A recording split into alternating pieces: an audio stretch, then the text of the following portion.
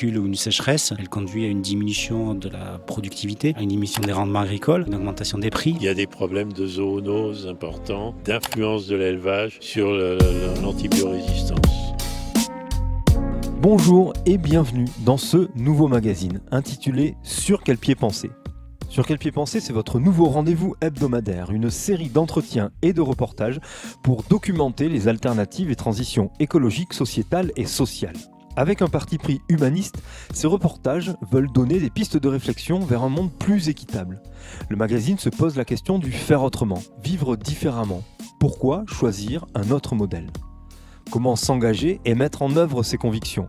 C'est un regard sur les choix qui s'offrent à nous et les possibilités que l'on se crée. Pourquoi vivre ici ?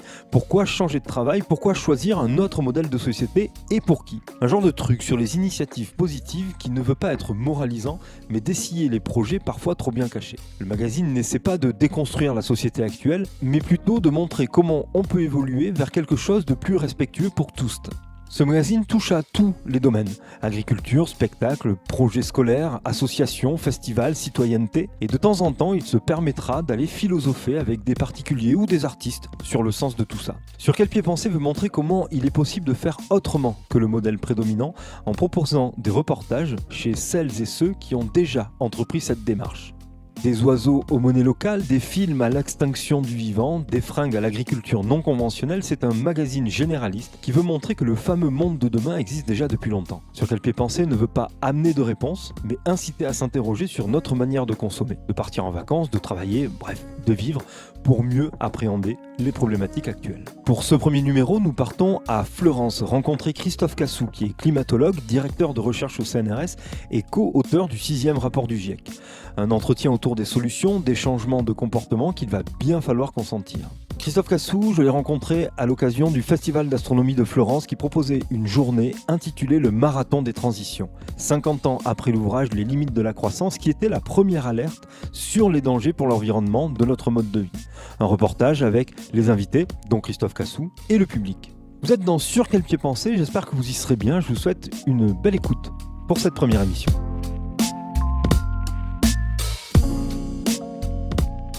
Christophe Cassou, vous êtes climatologue. On va commencer direct avec, vu que le thème de votre conférence, c'est un voyage sans retour. Est-ce qu'on est foutu ? Non, on est vraiment pas foutu. On n'est vraiment pas foutu. Par contre, il ne faut pas attendre trop longtemps. Dans le sens où le climat du futur, le climat de demain, en fait, dépend des actions et des choix que l'on fait aujourd'hui. Et ça, c'est les lois de la physique qui nous montre que en fait, c'est le cumul des émissions de CO2 dans l'atmosphère qui compte pour déterminer le niveau de réchauffement climatique et donc pour déterminer les risques associés à ce réchauffement climatique. Donc on n'est pas foutu, on voit que le système climatique réagit quand même relativement vite, dans le sens où on a fait des études un peu, on appelle ça des expériences de sensibilité, où on a imaginé qu'on arrête d'émettre du CO2 dans l'atmosphère demain. Et on regarde comment le système climatique évolue quand on arrête d'émettre ces émissions de CO2. Et on voit que la température globale de la planète se stabilise immédiatement. Il n'y a pas d'inertie, elle se stabilise au niveau où elle est aujourd'hui. Les événements extrêmes, c'est-à-dire les canicules, les pluies diluviennes, les sécheresses, les méga incendies, les risques associés aux événements extrêmes se stabilisent également. Il y a d'autres indicateurs climatiques qui continuent à changer. Le niveau de la mer continue à augmenter, va continuer à augmenter sur des milliers d'années, même si on arrête d'émettre des gaz à effet de serre aujourd'hui. Donc les risques côtiers vont augmenter. Mais sur les terres en tant que telles, les risques associés au changement climatique se stabilisent. Donc ça veut dire qu'il faut diminuer de manière la plus rapide possible nos émissions de gaz à effet de serre pour limiter le réchauffement climatique et limiter les risques. Alors avant de partir justement sur les quelques solutions qui sont possibles, vous êtes co-auteur du rapport du GIEC. Est-ce que vous pouvez nous rappeler, avant de nous parler rapidement de ce rapport, la différence entre la météo et le climat ? Alors la météo, on peut la définir comme la temporalité du temps qui fait.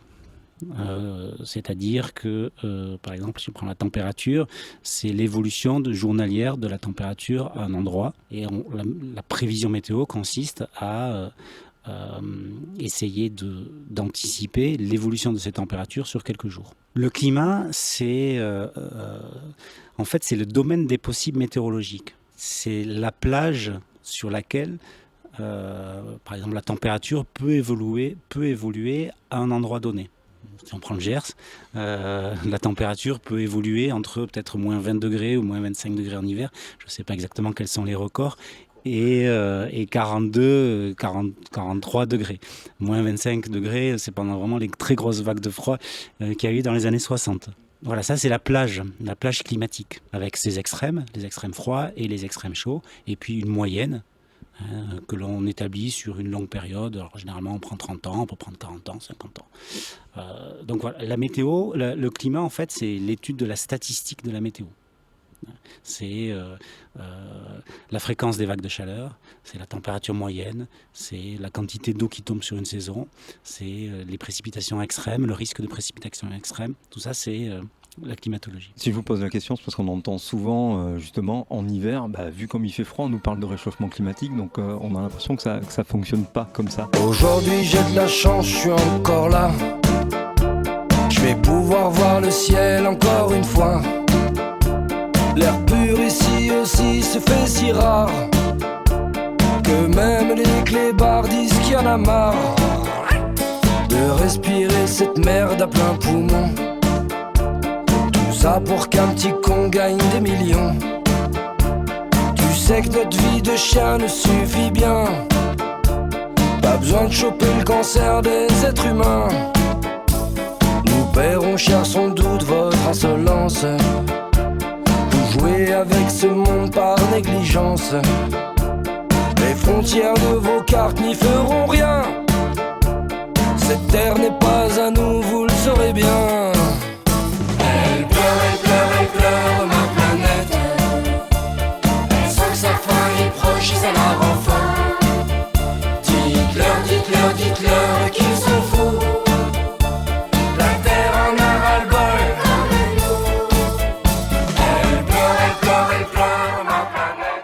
Donc peut-être pour une présentation du rapport du GIEC qui ne répond pas forcément à ce genre de questions plus proches du quotidien.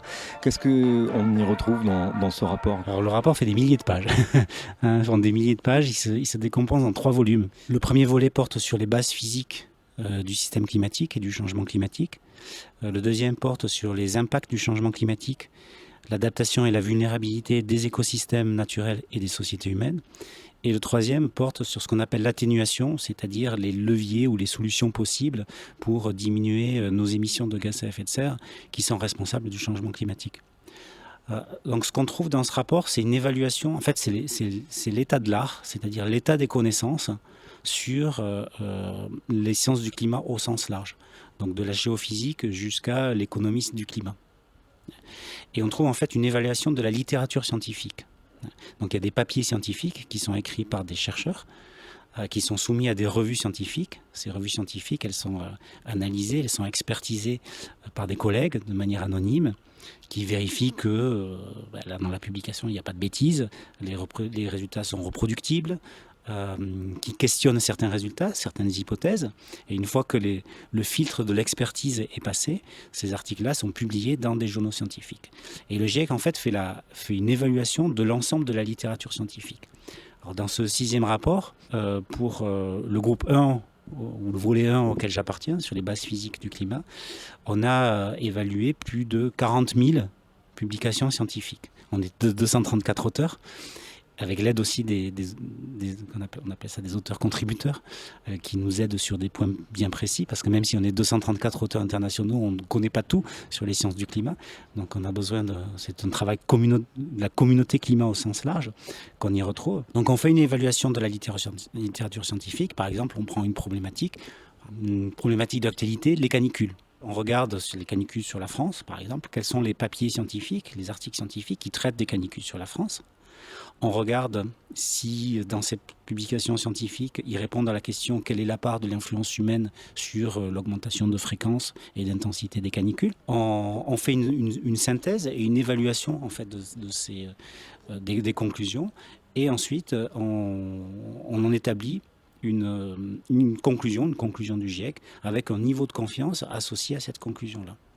Et c'est à partir de ces ensembles de conclusions qu'on écrit à la fin ce qu'on appelle un résumé pour les décideurs, qui fait à peu près 30 pages, qui met en histoire ces conclusions-là, et qui est approuvé ensuite par les 195 représentants de l'ONU, les 195 États membres de l'ONU, qui est approuvé ligne par ligne, mot par mot, dans une séance qui rassemble les scientifiques et les délégués gouvernementaux, et qui font la force en fait de ce rapport du GIEC. C'est-à-dire que c'est l'état de l'art, le meilleur état des connaissances scientifiques d'aujourd'hui, qui correspondent à, je vous dis, 70 000 publications, qui sont présentées et qui sont validées validées, peut-être pas le bon mot, mais en tout cas qui sont approuvées, qui sont mis en connaissance au gouvernement, aux représentants des gouvernements. 6e rapport, je ne sais pas combien de conférences vous avez fait ou d'interviews à laquelle vous avez répondu.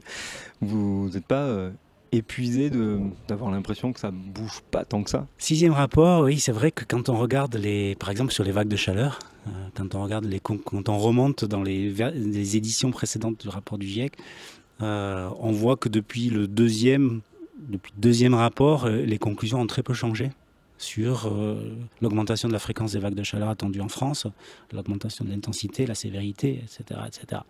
Le niveau de confiance grandit, on devient de plus en plus précis, mais la conclusion générale en tant que telle était déjà là il y a à peu près 20 ans. On se fatigue, mais on ne peut pas dire totalement qu'on ne fait rien, dans la mesure où, il y a 10 ans, je vous aurais parlé de réchauffement climatique à la fin du siècle de l'ordre de 5, 6 ou 7 degrés. Aujourd'hui, je vous parle plutôt de réchauffement de l'ordre de 3, 4 degrés. Donc, il semblerait que la probabilité de fort réchauffement, ou le risque d'avoir des forts réchauffements à la fin du siècle, diminue par les politiques qu'on a prises depuis à peu près une quinzaine d'années. Mais c'est des solutions ou des politiques incrémentales qui répondent souvent à des crises qu'on a adoptées, alors qu'on voit bien aujourd'hui, et le dernier rapport du GIEC insiste bien là-dessus, qu'il faut une transformation totale de notre société, de notre rapport au commun, de notre rapport au vivant, de notre rapport aux écosystèmes, au sol, à l'atmosphère, à l'eau, de notre rapport entre sociétés. Il faut vraiment une transformation de nos modes de vie pour aboutir à ce qu'on appelle donc la neutralité carbone, c'est-à-dire qui commence par une diminution drastique de nos émissions de gaz à effet de serre pour arriver vers les années 2050-2060 dans le scénario le plus optimiste à des émissions résiduelles qui pourraient être compensées par ou de la technologie industrielle ou une meilleure utilisation des sols et des forêts qui permettrait de capturer mieux le CO2 de l'atmosphère. Ouais, parce que là, vous nous parlez de 3 degrés comme étant un scénario probable pour la fin du siècle. On entend depuis quelques années que si on dépasse les 1,5 degré, c'est mort pour revenir en arrière ou pour changer les choses. Comment on situe ça entre ce 1,5 degré, ce 3 degrés ?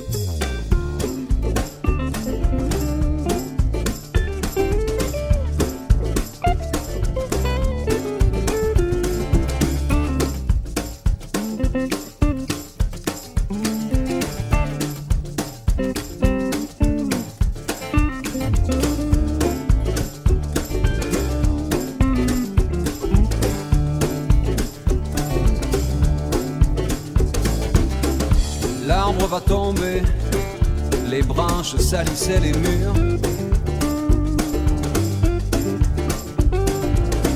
Et rien ne doit rester, le monsieur veut garer sa voiture. Nous, on l'avait griffé, juste pour mettre des flèches et des cœurs. Mais l'arbre va tomber, le monde regarde ailleurs.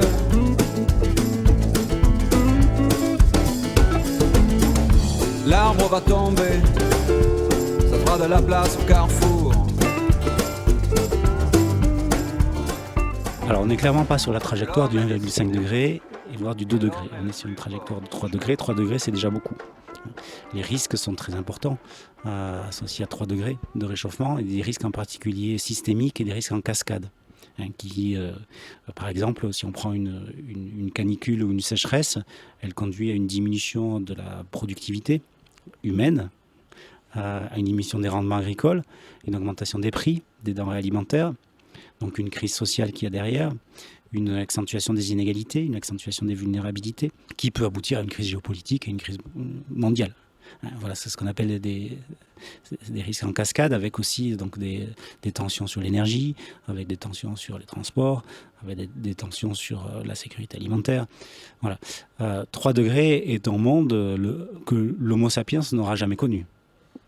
On est dans l'inédit pour notre espèce. Donc aujourd'hui, l'enjeu est vraiment de réduire de manière le plus efficace possible, le plus rapidement possible, nos émissions de gaz à effet de serre. Alors ce seuil de 1,5 degré, il est souvent présenté comme un point de bascule. Nous, en tant qu'auteurs du GIEC, on essaye de moduler cet imaginaire ou cette idée-là dans la mesure où on a l'impression que à 1,4 degré tout va bien et à 1,6 degré tout s'effondre. Et en fait, le changement climatique est vraiment un continuum. Il faut réduire les émissions de gaz à effet de serre. Si on rate le seuil de 1,1 degré, je vais dire comme on va rater le seuil de 1,1 degré, de 1,5 degré, il faut viser 1,6. Bon, comme on va rater 1,6, il faut viser 1,7 ou 1,8. Ce que je veux dire, c'est qu'il faut viser le niveau de réchauffement le plus bas possible. Et ne pas se démoraliser non plus si on rate le seuil de 1,5 degré, dans la mesure où les impacts sont vraiment, se caractérisent par un continuum, quoi. C'est pas une falaise vers laquelle on tombe. Mais ce qu'on montre aussi dans ce 6e rapport du GIEC, c'est qu'il y a des limites. Et ces limites, elles sont à différents niveaux, suivant les écosystèmes et suivant les sociétés humaines. Il y a des écosystèmes déjà à 1,5 degré qui sont fortement menacés. À 2 degrés, 99% des coraux auront disparu. Donc là, il y a une notion de limite, d'irréversibilité qui se met en place. Ce qu'on montre aussi, c'est que comme on doit s'adapter au changement, on doit s'adapter au changement climatique, parce qu'il est en cours et parce qu'il va continuer. Et on montre qu'il y a des limites à l'adaptation au changement climatique, et en particulier vers 2 degrés, où l'ensemble des risques deviennent concomitants, donc deviennent systémiques, et ils sont de plus en plus difficiles à gérer. Et ce qu'on montre, c'est que chaque incrément de degrés supplémentaires, ou chaque fraction de degrés supplémentaires, ou chaque dixième de degré supplémentaire compte dans cette augmentation des risques. Alors avant de revenir sur les risques et les événements là, qu'on vit de plus en plus, en 2020, il y a eu ce confinement mondial et donc un arrêt brutal d'énormément de choses. Tout à l'heure, vous avez montré un graphique qui montrait la présence de CO2 dans l'atmosphère depuis très très très longtemps. Il n'y a pas forcément de chute brutale en 2020. À ce moment-là, on le voit pas comme ça. C'est que ça va arriver, c'est que c'est long à se mettre en place, ou alors c'est qu'au final, tout ce qui s'est passé, ça n'a pas réellement changé quelque chose. Alors, ce qui compte pour la température globale de la planète, c'est la concentration de CO2 dans l'atmosphère. Et il ne faut pas confondre concentration et émission. Les émissions de CO2 dans l'atmosphère ont diminué de manière considérable en 2020, dû à la pandémie, à peu près entre 5 et 6% à l'échelle mondiale, ce qui est considérable. C'est la plus grande baisse des émissions de gaz à effet de serre, même plus grande que celles liées aux conflits mondiaux de la Première Guerre mondiale et de la Deuxième Guerre mondiale. Donc c'est la plus grande baisse des émissions de gaz à effet de serre. Mais c'est des émissions, c'est pas la concentration. Pour bien faire comprendre la différence entre émissions et concentration, moi je prends souvent l'analogie ou l'exemple de la baignoire. Le robinet, l'eau qui coule, qui correspond aux émissions de CO2. La bonde qui correspond au puits de carbone, c'est-à-dire le carbone qui est pris et capturé par la végétation, par la photosynthèse et puis par les océans. Et donc, si le cycle du carbone était équilibré, dans ce cas, le débit serait égal, le débit d'entrée, le débit du robinet, serait égal au débit sortant via la bonde. Aujourd'hui, donc, le débit du robinet, c'est nos activités humaines, et donc le débit est plus fort que ce que le système peut absorber. Donc le niveau de la baignoire augmente. Et pendant l'épidémie, pendant la pandémie du Covid, on a un petit peu fermé le robinet, mais pas assez pour que le niveau baisse. Donc ce qu'on montre aussi, c'est que le niveau de baisse des émissions pendant la pandémie, donc 5-6% à l'échelle mondiale, un petit peu plus sur la France, entre 9 et 10%, ça correspondrait à la baisse des émissions qui serait nécessaire de faire chaque année pour respecter les accords de Paris qui visent à limiter le réchauffement bien en dessous de 2 degrés. Et c'est une expérience qui est intéressante au sens géophysique du terme et aussi au sens social du terme, parce qu'elle montre qu'en fait d'arrêter l'économie ne résout pas le problème. Donc c'est bien un changement de nos modes de vie, un changement de notre faire société, un changement, une révision de notre modèle économique, le modèle capitaliste. Le modèle capitaliste au sens néolibéral, qu'il faut revoir, dans la mesure où c'est pas de couper certains postes d'émission qui résout le problème, puisqu'on voit de toute façon qu'il y a derrière, il y a ce qu'on appelle l'effet rebond, c'est-à-dire une augmentation des émissions de CO2, en particulier cette année, où les émissions de CO2 vont certainement, on est en août, mais il y a de grandes chances à ce que les émissions de CO2 de 2022 soient les plus fortes, les plus grandes jamais enregistrées dans l'histoire. En fait, ce qu'il faudrait, c'est juste montrer que combattre le réchauffement climatique peut être une économie et ramener de l'argent. Au niveau économique, il y a vraiment le groupe 3 du GIEC, donc, qui porte sur les volets et les solutions, a un chapitre dédié à cette problématique-là. Et le groupe 3 du GIEC montre qu'en fait, le coût de l'inaction est plus fort que le coût de l'action. Ne rien faire aujourd'hui coûte plus cher que de faire. Et c'est ça qui est frustrant, dans la mesure où on voit que les flux financiers les liquidités, les capitaux sont là. Il faut réorienter les flux financiers vers des pratiques bas carbone. Absolument stopper toutes les subventions liées aux énergies fossiles, puisqu'il faut abandonner totalement les énergies fossiles pour arriver à la neutralité carbone. Donc il faut déjà aujourd'hui couper toutes les subventions. Reprendre les milliards d'euros qui sont dédiés aux énergies fossiles de manière directe ou indirecte, et puis les réaffecter vers des pratiques bas carbone, et des pratiques bas carbone qui nous rendent plus résilients face au changement climatique. Si on prend l'agriculture, réorienter les flux financiers vers des pratiques qui booste ou qui accroît la capacité des sols à stocker du carbone, qui assure un revenu minimum aux agriculteurs, qui assure le bien-être aussi des agriculteurs qui fournissent quand même une grande partie de la nourriture de toutes nos sociétés humaines, et puis qui les rendent aussi beaucoup plus résilients face à des risques qui sont croissants et qui sont menaçants et qui sont aujourd'hui très divers.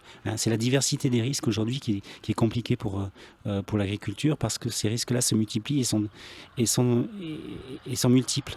Quelquefois, une année c'est le gel tardif, une année c'est la sécheresse, une année c'est la canicule, une pluie diluvienne, et quand tout ça se combine, comme cet été, gel tardif, sécheresse pluriannuelle, parce qu'elle a commencé en fait, il y a un déficit pluviométrique depuis 2018, il est très accentué cette année, mais les nappes étaient déjà en mauvais état, on va dire,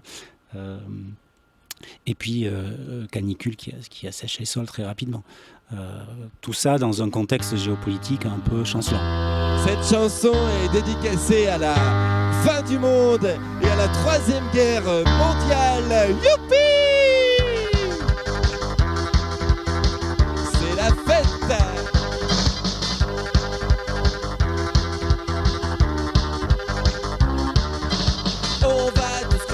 On va tous crever, y'a la fin du monde qui nous guette et nous on fait la fête. On va tous crever, la fin du monde nous attend et nous on fait la fête tout le temps, ouais.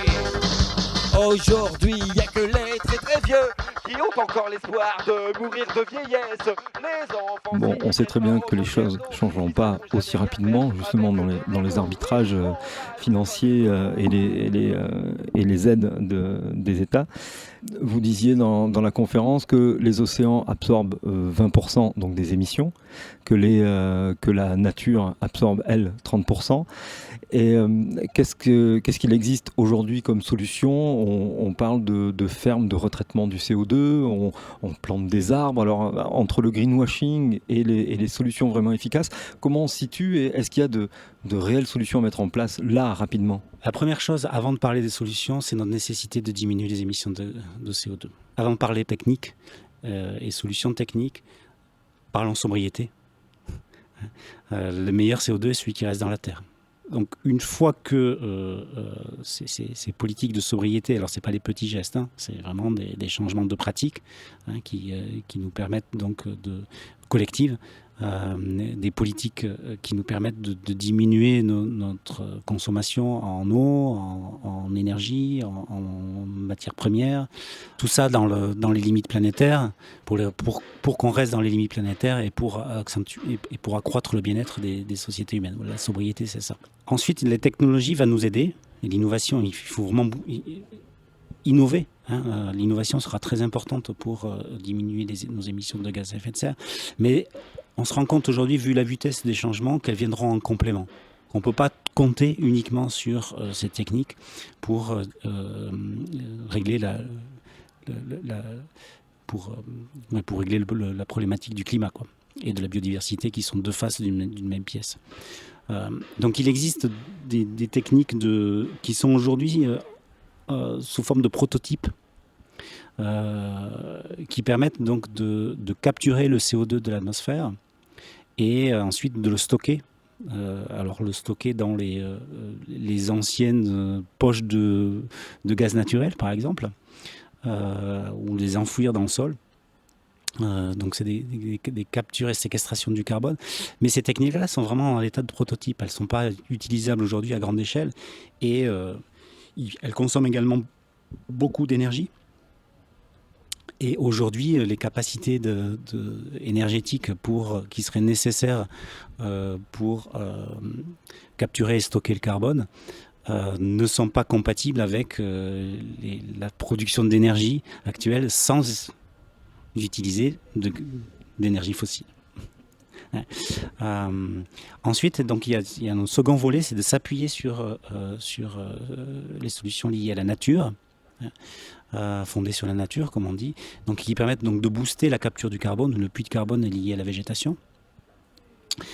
Donc oui, mais de nouveau, hein, c'est à la marge par rapport à ce qu'il faudrait faire, avec des risques qui sont difficiles, qui apparaissent assez grands, dans le sens où, par exemple, on entend beaucoup, on plante des forêts pour compenser les émissions de gaz à effet de serre, mais ces forêts, l'efficacité de ces forêts à capturer le CO2 diminue avec le réchauffement climatique, et en particulier diminue de par la ressource en eau qui devient plus rare. Donc l'efficacité des puits de carbone diminue, et pour les forêts, avec le risque que l'ensemble du carbone stocké reparte en incendie. Donc on voit bien que les pratiques de compensation de carbone, comme on les appelle aujourd'hui, ne sont pas viables, ne sont pas durables en tant que telles. Il y a des solutions aussi d'adaptation qui sont importantes, et en particulier pour les villes, qui consistent à végétaliser les villes, donc à planter des arbres, garder les milieux humides, pour diminuer l'effet des canicules en particulier, et pour aussi un petit peu stocker du carbone. Et puis mettre en place des pratiques de gestion de forêt, l'agroforesterie, qui soient capables justement de booster ces puits de carbone et de maîtriser les dangers d'incendie qui peuvent se mettre en place. Mais tout ça, de nouveau, c'est incompatible avec de la monoculture, donc avec certaines pratiques qui sont en cours aujourd'hui. Donc il faut changer de pratique, et ces pratiques, on les connaît. C'est ça qui est peut-être frustrant, c'est qu'elles sont là, il n'y a rien à inventer. Il faut appliquer des pratiques que l'on connaît depuis longtemps et qui nous rendent beaucoup plus résilients et beaucoup plus efficaces pour lutter contre le changement climatique. Alors qu'est-ce qu'on fait, nous, en tant qu'individus ? Est-ce que, alors je ne veux pas dire que les petits gestes servent à rien, mais quel est l'impact des petits gestes par rapport à l'industrialisation ? Les petits gestes sont importants. Les petits gestes participent aussi à ce re-questionnement de la relation que l'on a en tant que consommateur à l'énergie, à l'eau, etc. Donc préserver la ressource est important, mais on se voit bien que ça ne suffit pas. Ça ne suffit pas. S'il n'y a pas de politique d'urbanisme, s'il n'y a pas de politique fiscale, s'il n'y a pas de nouvelles normes technologiques et sociales qui en fait encadrent notre consommation ou notre utilisation de ressources, ça ne fonctionnera pas. Ça ne sera pas suffisant. Par exemple, si il n'y a pas de nouvelles normes qui limitent le poids des voitures dans un nouveau système de transport, ça n'a pas de sens de passer à tout électrique, même si l'électricité est produite de manière non carbonée. l'utilisation des ressources matières premières qui sont importantes, et que ça nous empêche aussi de revoir la mobilité, la relation que l'on a en fait avec les déplacements, qui sont aujourd'hui, les déplacements actuels sont incompatibles avec les accords de Paris, avec limiter le réchauffement climatique en dessous de 2 degrés. Donc les petits gestes sont importants, mais ils doivent s'inscrire dans cette politique de sobriété, ce questionnement des usages qui sont absolument essentiels. Souvent, on caricature beaucoup les personnes qui portent les solutions pour le climat en les qualifiant d'anti-sciences ou d'anti-techniques. Si je prends l'exemple de la 5G, développer la 5G pour remplacer la 4G avec l'usage actuel, ça n'a pas de sens. Développer la 5G pour des usages bien particuliers, des usages de santé, des usages de meilleure maîtrise de l'énergie, ça a un sens parfaitement entendable. Donc re-questionner l'usage. Et tout ça implique d'élaborer des nouveaux imaginaires, de repenser en fait nos modes de vie et puis nos images sociales, au sens où, par exemple, la voiture est une image de réussite sociale. On voit des autoroutes, des hangars, des marchés, de grandes enseignes rouges et des parkings bondés. On voit des paysages qui ne ressemblent à rien, qui se ressemblent tous et qui n'ont pas de fin. Rendez-nous la lumière, rendez-nous la beauté. Le monde était si beau et nous l'avons gâché. Rendez-nous la lumière, rendez-nous la beauté. Si le monde était beau, nous l'avons gâché. On voit de pleins rayons de bêtes congelées, leur peur prête à mâcher par nos dents vermillons. On voit l'écriture blanche des années empilées. On est bien conscient que de toute façon on ne va pas changer tout du jour au lendemain. Ça fait 40-50 ans qu'on entend parler de changement climatique et de réchauffement du climat, de couche d'ozone, de tout un tas de choses qui devraient nous alerter.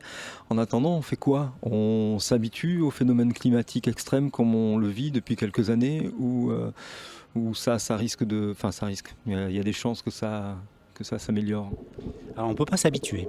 On peut s'adapter à un climat changeant, mais avec certaines limites. Donc il y a des limites dures à l'adaptation pour les sociétés humaines, mais aussi des limites dures à l'adaptation pour les écosystèmes. Les arbres ne peuvent pas s'adapter à des coûts climatiques, à des sécheresses climatiques de plus en plus récurrentes. Certains arbres, par exemple.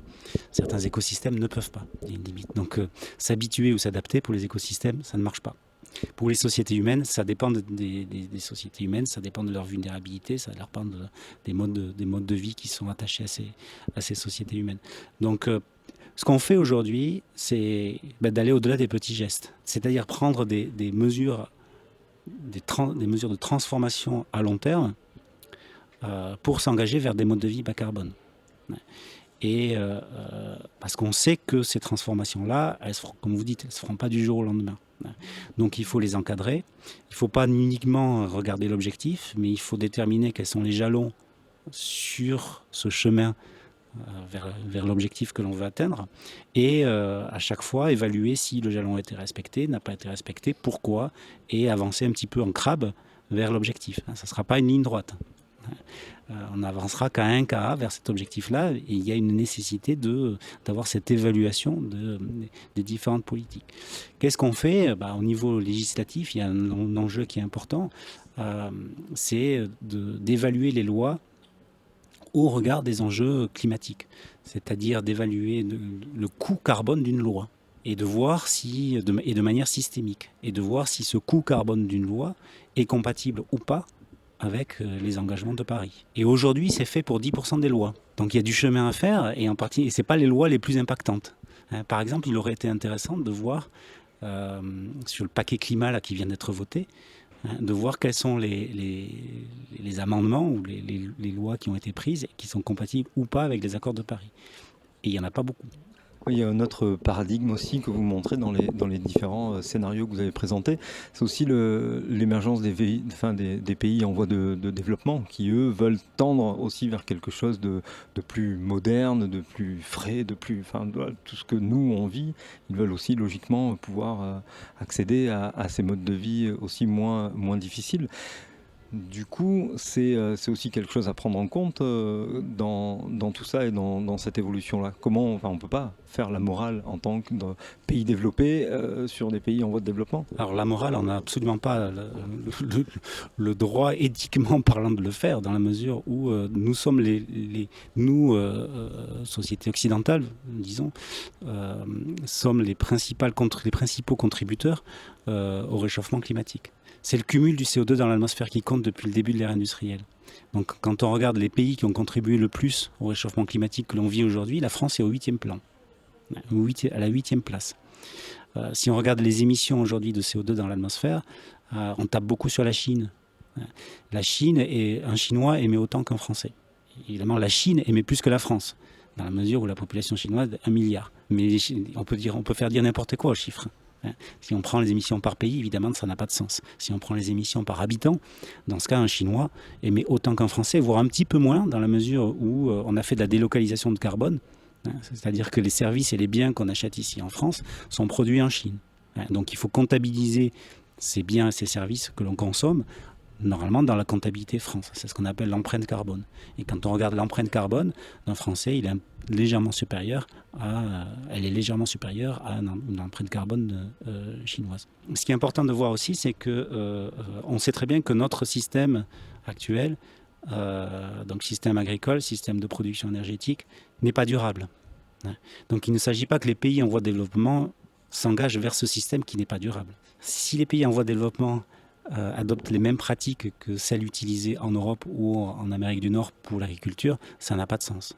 Donc il faut que les pratiques soient adoptées, mais qui soient compatibles avec donc le stockage de carbone par les sols et une résilience forte des cultures face au changement climatique. Et ça, c'est de la responsabilité aussi des pays développés, même si j'aime pas utiliser ce terme-là, dans la mesure où normalement il y a un fonds qui doit être alimenté par les pays développés pour aider les pays en voie de développement à accéder par exemple à l'énergie, à avoir une sécurité agricole plus grande, à être résilient, un peu plus résilient.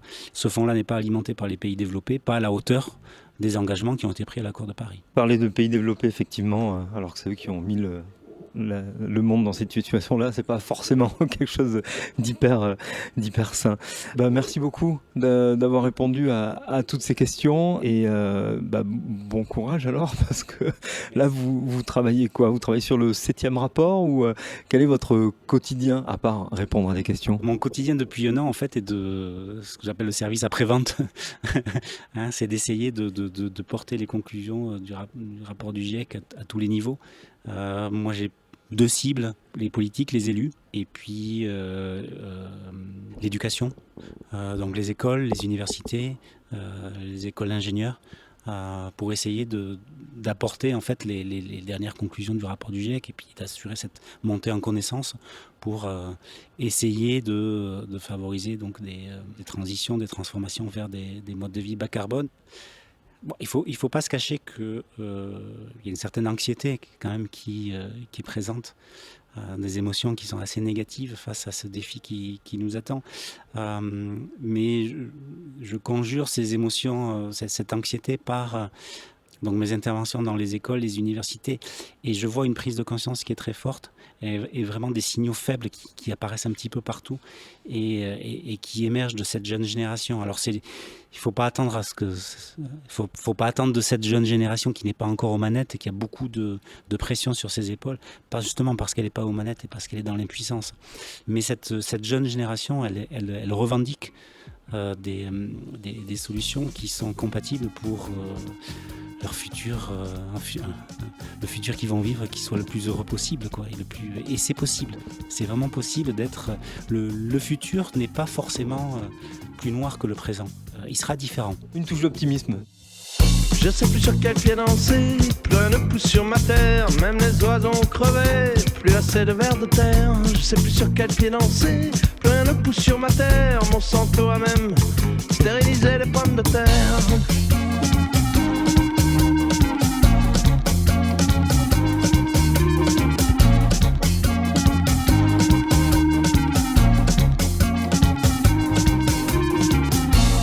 Danser, danser, sur quel pied, dans un monde qui tourne à l'envers. Danser, danser, sur quel pied, quand les bâtards sont aux enfers.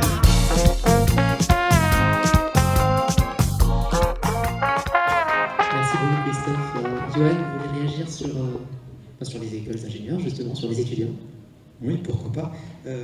Justement, j'ai eu l'appel d'une ancienne camarade de promo diplômée Bac plus 5 à 20 ans et qui a été captée en stage puis après en CDI par Total et qui m'a appelé il y a quelques mois toute fière, après 13 ans chez Total, qui m'a annoncé « Johan, tu vas être fier de moi, j'ai quitté Total, je rentre chez British Petroleum ». Aurélien Bigot est un chercheur. Il a réalisé une thèse sur le sujet « Les transports face aux défis de la transition énergétique ». Il proposait lors de ce marathon des transitions une conférence « Quelle transition pour nos mobilités ?» On a bien compris que la sobriété allait de pair avec les transports en commun. Dans un département comme le Gers, comment on fait pour se passer de la voiture et d'aller vers le transport en commun ? Alors il y a le transport en commun, il y a beaucoup d'autres éléments. Ce qu'il y a sur les transports en commun, c'est que là où c'est le plus efficace, c'est dans les zones les plus denses, où il y a des flux de circulation suffisamment importants pour que ça vaille le coup, environnementalement parlant, mais aussi économiquement, d'avoir des transports massifiés, donc des transports qui emmènent beaucoup de monde.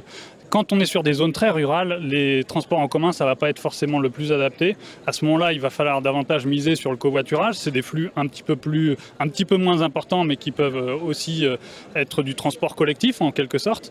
Et puis aussi se tourner, quand on est sur une mobilité individuelle, sur des flux encore plus faibles, se tourner vers des véhicules beaucoup plus sobres que la voiture.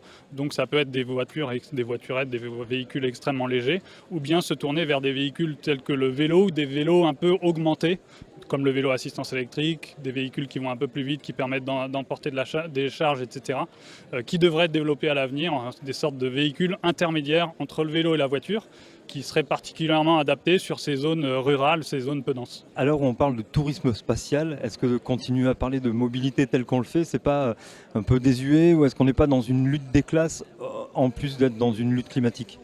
Alors le tourisme spatial, c'est un phénomène assez marginal, mais qui montre, en tout cas qui illustre toutes les inégalités qui peuvent y avoir sur les mobilités.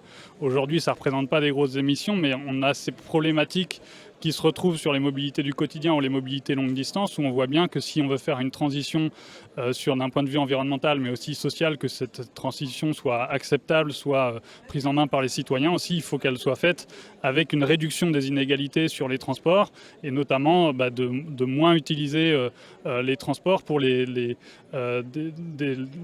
distances les plus longues, pour les ménages les plus aisés, etc., qui représentent une grosse partie des émissions, notamment des émissions du transport aérien aujourd'hui, de davantage réguler aussi ces transports-là pour faire en sorte qu'il y ait une mobilité qui soit à la fois plus durable d'un point de vue environnemental, mais aussi plus équitable. Alors moi, c'était pas une question, c'était une proposition. Je pense que c'est important de se forger un esprit collectif, militant, associatif, pour faire corps justement contre le réchauffement climatique, tous ces problèmes. Et donc, comme je crois qu'il y a pas mal de barrières mentales, c'est difficile de se jeter à l'eau, c'est important de commencer les actions locales et de se dire, par exemple, moi j'étudie sur Angoulême, il y a un truc tout simple, ils vont fabriquer un parc d'attractions à Angoulême, ils veulent le faire Imagiland. Ça ne sert à rien. Je sais que je serai là si le projet commence, et je pense que je vais essayer de faire un mur pour pas que ça se construise. Et donc c'était proposé aux gens qui puissent essayer de faire pareil avec l'environnement qu'ils connaissent. Alors c'est pas le sujet d'aujourd'hui, mais quelques mots sur le parc Imagineland à Angoulême. Le problème visiblement de ce parc est qu'il serait construit pas très loin ou en partie sur une zone humide, et qu'il mettrait en danger des espèces telles que l'alouette Lulu. C'est pas le sujet d'aujourd'hui, mais bon, peut-être qu'éventuellement ce serait un sujet futur sur quel pied penser. On poursuit avec un ingénieur agronome, Raphaël Larère. Il est directeur de recherche à la retraite. Il a fait sa carrière comme sociologue à l'INRA. Il présentait, lui, une conférence intitulée « Élevage et changements globaux ». D'abord, j'ai été agronome et j'ai travaillé en tant qu'agronome sur les dynamiques des systèmes agraires. Et peu à peu, je me suis intéressé de plus en plus à la société. Et je dirais que je suis sociologue parce que j'ai passé des concours de sociologue. Et puis, d'autre part, je me suis retrouvé en fait beaucoup plus souvent avec des anthropologues dans des jurys de thèse qu'autrement. Hein. Mais beaucoup plus qu'avec des sociologues. Mais je suis sociologue, voilà. Ce qui fait qu'aujourd'hui, vous avez un recul un peu sur la situation en tant qu'agronome et sociologue sur les comportements alimentaires des citoyens. Je me suis intéressé au comportement alimentaire en raison essentiellement de mon évolution ultérieure qui a été de m'occuper d'éthique environnementale.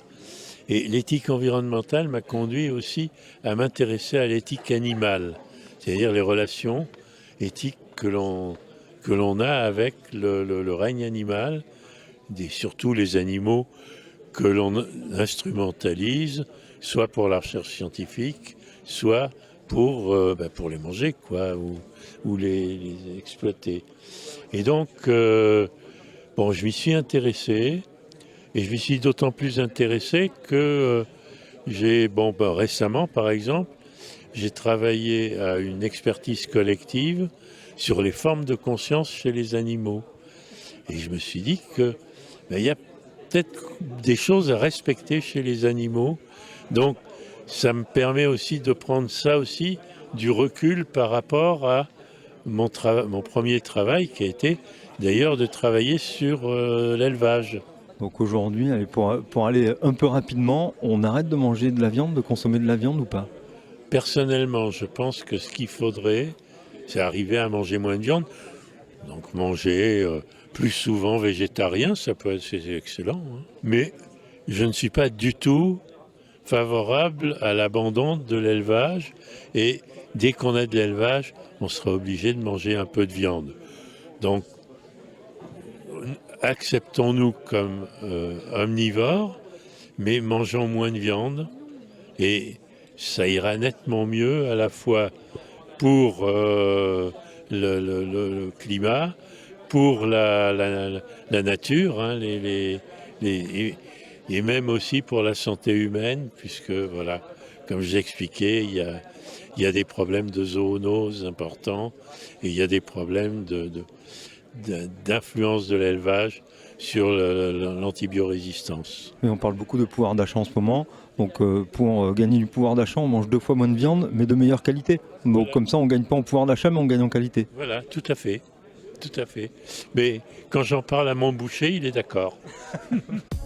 On va poursuivre avec du public, puisqu'il y avait des questions au public, mais j'ai été moi aussi rencontrer le public pour vous sur leurs réactions aux différentes conférences qui ont fait ce marathon des sciences.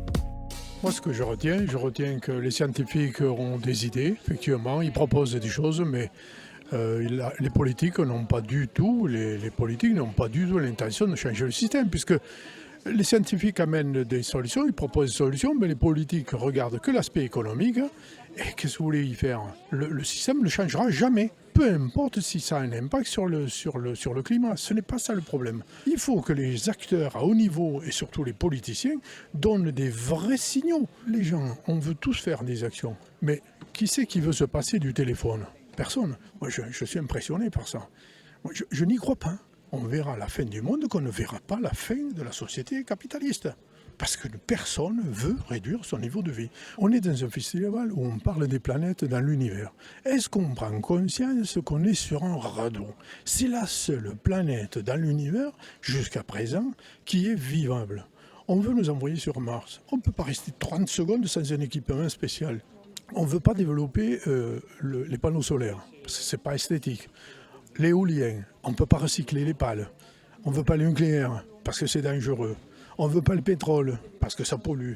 Mais on veut quand même pouvoir allumer son téléviseur, avoir son téléphone portable, ainsi de suite.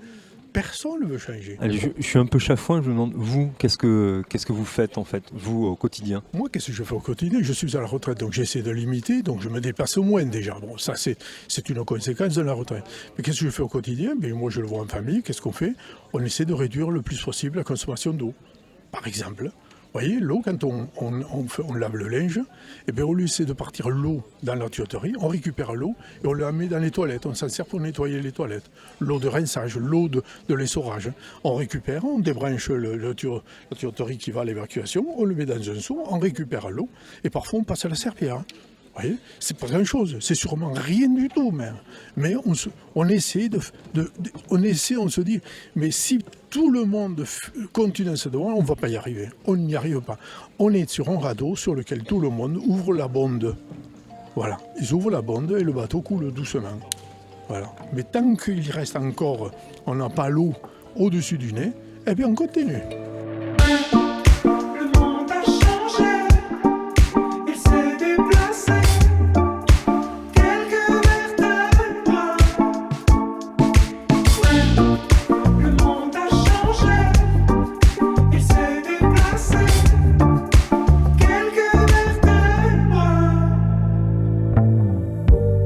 Je veux plus écrire les peines que le féminin m'a fait. Dites à Jackie et Michel de venir me chercher. Moi je veux faire comme tout le monde, je veux juste un peu douter. Je crois que la terre est ronde, mais je préfère comploter. On peut pas changer les ombres, on peut juste les éclairer. Jusqu'à ce que le soleil tombe, lassé de nous réchauffer. Et dans nos envies de plage, du VA et du VB, j'en vois quelques-uns qui nagent vers ce qu'on a déjà coulé. Mais s'il est bon qu'à des pouces, c'est que là, pas le bon collier. La beauté. Dans le marathon des transitions, parce que déjà je suis enseignant en biologie et géologie, en SVT, et que c'était la partie qui m'intéressait peut-être le plus dans ce festival. Vous avez trouvé des éléments de réponse ou des éléments de transmission? Alors, pas pour le moment, pas dans le domaine que je maîtrise, mais que je connais bien, plutôt dans le domaine de l'astronomie, voilà. Mais dans la truc de transition, là, plutôt des trucs que je suis même pas trop d'accord en fait. Sur quoi, du coup? Là, sur la conférence là, qu'on vient de voir, là, justement, de M. Villani, il y a des trucs que je ne suis pas d'accord du tout. Ah, vous voulez que je développe? Il y a des manques incroyables. Enfin, je trouve un peu bizarre, il ne parle même pas de nucléaire. Pourquoi le lobby nucléaire ne fait pas partie de ces lobbies qui ne devraient pas être attaqués, par exemple? Moi, alors que j'ai rien contre le nucléaire, au contraire, mais il n'en parle pas. Donc il a sélectionné, je trouve, il a fait pas mal un peu de cherry picking, quoi. Je trouve qu'il a sélectionné tout ce qui allait dans son sens. Mais on pourrait développer plein de choses. Il y a des questions sur les OGM, par exemple, il a un peu abordé vite fait, sur les pesticides. Et puis surtout, pour moi, le truc le plus malhonnête, c'est qu'il laisse penser que ceux qui sont pour les pesticides ou qui les défendraient un peu seraient des gens qui sont contre la régulation, en fait. Seraient pour une dérégulation, alors que c'est complètement faux. Enfin, moi, je suis pour une régulation de certaines choses, et pour d'autres, enfin, en général. Mais qu'il faut une régulation rationnelle, c'est surtout ça en fait. Et je trouve que là-dessus, il y a un peu une caricature dans tout ça. Un peu partisan, quoi. Voilà, c'est ça, ouais. Exactement. Mais après, bon, c'est normal, hein, c'est logique. Hein. Sinon, qu'est-ce que vous avez pris des autres conférences? Alors en astronomie, j'apprends plein de choses sur les galaxies, tout ça, c'est vraiment pas mon domaine et c'est passionnant, quoi. C'est un domaine qui est passionnant. Je maîtrise pas trop du tout l'astronomie, donc l'astrophysique, c'est vraiment... Je connaissais des choses, quoi, mais ouais, il y a plein de choses. Ça donne envie d'aller lire des bouquins, d'aller prendre une lunette et regarder le ciel. Hein. Non, c'est vrai, hein, moi je suis plutôt biologiste. Donc... Deux choses avant de poursuivre. C'est vrai que la conférence de Cédric Villani, bien qu'elle soit très intéressante, manquait un peu d'éléments, effectivement. Peut-être que c'est dû au format, 45 minutes pour une conférence sur les lobbies, c'était pas forcément évident. On a pu en savoir un petit peu plus avec Sur quel pied penser. Il y a un entretien de disponible, là aussi, avec Cédric Villani, que vous pouvez aller retrouver sur lescoutilles.eu. Et puis également le cherry picking, une méthode d'argumentation un peu fallacieuse qui se rapproche du biais de confirmation qui sert à argumenter, comme le disait notre festivalier, avec des éléments qui vont confirmer ce que l'on est en train de dire et qui ne vont pas du tout questionner ni la méthode ni les éléments qui sont fournis. C'est juste une manière d'argumenter pour vous donner raison en réalité. On poursuit avec Wolfgang Kramer, géographe et écologue, qui est directeur de recherche au CNRS. Il présentait, lui, une conférence intitulée « Biodiversité et climat, une crise peut en cacher une autre ». Qu'est-ce qui fait qu'aujourd'hui, on a du mal à prendre conscience de la disparition de la biodiversité ? On parle de 6e extinction de masse. Qu'est-ce qui fait qu'on a du mal à se rendre compte de ça ? Oui, beaucoup de gens ne savent pas qu'on a moins en moins des insectes, par exemple. C'est quelque chose que plutôt les experts estiment ou mesurent. Hein. Mais dans la vie quotidienne, on ne voit pas les insectes, on ne voit pas les petites bestioles dans les sols non plus. Donc c'est une disparition qui n'est pas facile à observer pour tout le monde, mais qui est quand même très grave parce qu'elle est à la base de notre vie, à la base de notre production des aliments et à la base du fonctionnement de l'écosystème. Oui, on parle beaucoup de l'exemple des insectes écrasés sur les pare-brises en été. Effectivement, il n'y en a quasiment plus. Est-ce que c'est vrai aussi pour les plantes ? Est-ce qu'elles disparaissent autant que les insectes ? Oui, il y a des plantes aussi qui disparaissent, hein, surtout en région méditerranéenne où il y a une très grande richesse des espèces qui existent que là et qui... avec les conditions plus en plus sèches et avec une généralisation de certaines plantes qui se distribuent très très bien et avec aussi une agriculture plus intensive, il y a beaucoup des espèces de plantes qui disparaissent également. Est-ce qu'on pourrait imaginer qu'avec le réchauffement, ça va amener d'autres terres à être plus cultivables et que ça pourrait être un début de solution ou d'adaptation ? Dans le nord de l'Europe, effectivement, il y a des zones où de plus en plus la production peut augmenter. Mais ce sont des régions relativement petites et ils ont toujours des problèmes. Par exemple, que l'hiver reste très long, même s'il est plus chaud, mais il n'y a pas de soleil en hiver. En France, par exemple, en Europe centrale, il n'y a pas des terres qui deviennent cultivables. On est plutôt à la perte, à la fois à cause du changement climatique, mais aussi à cause de l'urbanisation et la bétonisation des paysages. Bon, c'est une fausse solution. D'essayer de voir les choses positivement, ça ne marche pas. Oui, non, ce n'est pas possible, malheureusement. On termine ce reportage pour Sur quel pied penser avec Bruno Monflier, qui est organisateur, créateur de ce festival il y a plus de 30 ans. Bon, une belle édition avec beaucoup de monde, beaucoup de contenu encore. Vous avez le temps, vous, d'assister à toutes les conférences ou pas ? De faire un tour à toutes les conférences, oui, d'y assister véritablement, non, ça serait exagéré, je ne peux pas toutes les suivre. Oui, cette année c'est un beau succès, en tout cas le public est au rendez-vous et on retrouve un peu l'ambiance et les jauges, disons, qu'on avait connues avant le Covid. Chaque conférence, les gradins sont pleins, les gens sont réceptifs. Oui, il y a le public est de retour, en tout cas jusqu'à maintenant, ce qu'on peut constater depuis le début du festival, que ce soit pour les conférences, pour les cours, pour les ateliers. Donc voilà, c'est plutôt bon signe et j'espère que ça va se confirmer d'ici la fin du festival. Une édition très satisfaisante du coup. Je ne vous dirais pas le contraire. Oui, j'aime pas trop dire très satisfaisante parce qu'on ne sait jamais quelles sont les surprises qui vous attendent, mais enfin une édition satisfaisante. Oui. Voilà, 2 jours de la fin, qu'est-ce qui peut arriver comme surprise ? Je ne sais pas, un conférencier qui se casse une jambe et qui ne peut pas venir. Ou qu'est-ce qui peut arriver comme surprise qui n'en serait peut-être pas vraiment une, c'est que les incendies qui ont repris là s'étendent jusqu'ici. Et là, ça serait vraiment dramatique. Ouais, pour le festival, mais pour la biodiversité aussi. Et oui, pour la biodiversité, pour tout le monde. Qu'est-ce qu'il devrait faire maintenant ? Un 7e, un 8e, un 9e rapport du GIEC ou autre chose ?